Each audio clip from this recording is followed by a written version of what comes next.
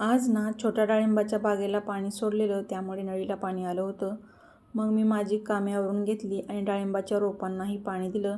त्यानंतर खडीवरतीही पाणी मारून घेतलं आणि झाडांवरतीही थोडी थोडी धूळ साचलेली, त्यामुळे सर्व झाडांवरतीही पाणी मारून घेतलं.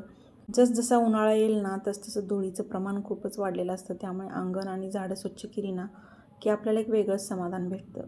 रस्त्याच्या कडेला घर असल्यामुळे ना गेटवरती धूळ साचली होती, तीही स्वच्छ अशी पाण्याच्या प्रेशरने धुवून काढली आणि ट्रॅक्टरही चोळून असा धुवून काढला.